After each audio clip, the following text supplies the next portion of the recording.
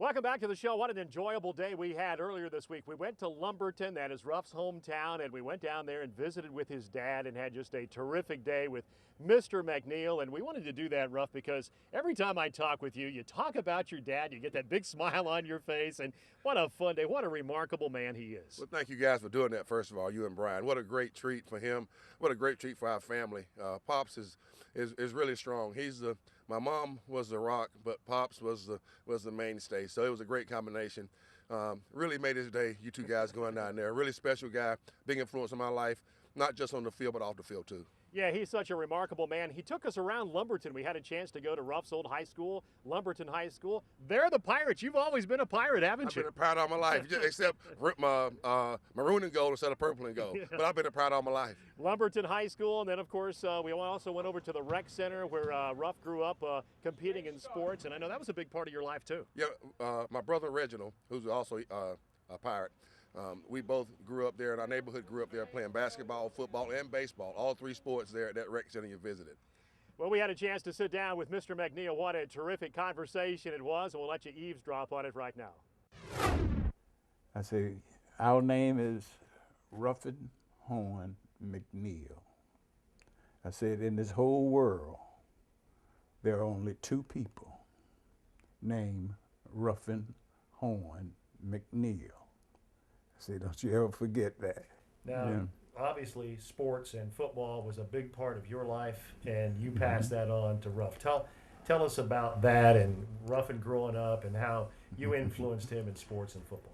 We would always talk about it, and then when Ruffin grew up, he would play organized football right down here at the Recreation Center. Eventually, he played basketball and he played baseball. And he was a little taller than everybody else his age, and he weighed a little bit more. In baseball, they called him the Jolly Green Giant. He played for a team whose uniforms were green. And he would always get to the plate and try to knock it over the fence every time. Football, he played because of his size and weight at first. When he first started off, he had to play the line. He was too big to play for that age group. He was too large to play the backfield because the little guys couldn't tackle him, you know. So that's what they made the larger boys do. When Coach Dye gave him, he's called East Carolina University, proud to announce the presentation of a Granny and Aid Scholarship for Leadership and Scholastic Achievement. They make it look so good. Ruffin McNeill, Pat Dye was the coach. Leo Jenkins was the president. Y'all remember? You remember him? And was that ECU Edges Duke? That was another game. McNeill saw his man and made the tackle. That's that game. What was it like for you growing up in the South in the 40s and the 50s? And tell me a little bit about that and how that was. Oh, well, you would go your way, and then the white students would go to their high schools and all schools. I graduated at 16. Then I went to Johnson C. Smith. I was 16. I finished there at 20, and I applied for jobs teaching. And principals would look at me and say, too young. 20 years old was too young. The girls would, no, sir, it wouldn't work. And so, now, your father was the first African-American mailman in Fayetteville, is that correct? He was one of the first. Instead, I can't say he was the first. He was one of the first African-Americans to have a route right in Fayetteville. Like I said, we've come a long way. It's 2010. Do we still have a long way to go socially? Or how do you feel about the world and the country and where we are now with everything?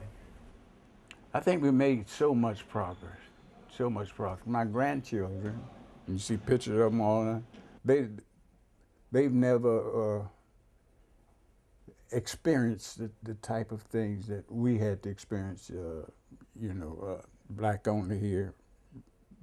In fact, in this county, it was black, Indian, and white. Ruffin tells me that you're also his toughest critic, and that you help him coach. And after games, you give him some pointers. And tell me a little bit about that. Even Earlene, she didn't know that much about football, but strategically, she would be sitting next to me in the stands. She said, "Look at Ruffin's boys. They're so tired. They're so tired. They're so tired." And they'd be panting, coming off the field, panting. And I said, you got to have enough boys to, and let them stand up there next to you so they'll know to come in and who's coming out, who's coming in, who's coming out. And they had us coordinate. I think that was one of the biggest things I ever told them. Mr. McNeill, what did you think when Ruffin called you the day that he was named the head coach at East Carolina and Terry Holland offered him the job and it was his dream come true? What was your first reaction when you got that phone call? I said, I can't believe it. He said, "Daddy, Earlene and I are in Greenville." I said, "Earlene with you?" Earlene was with it in Greenville. I said, "You all in Greenville?" He said, "I don't want you to tell anybody, but I got the job." I said, "You're kidding. I got the job." He hadn't told a soul but me. That was it. I was so proud.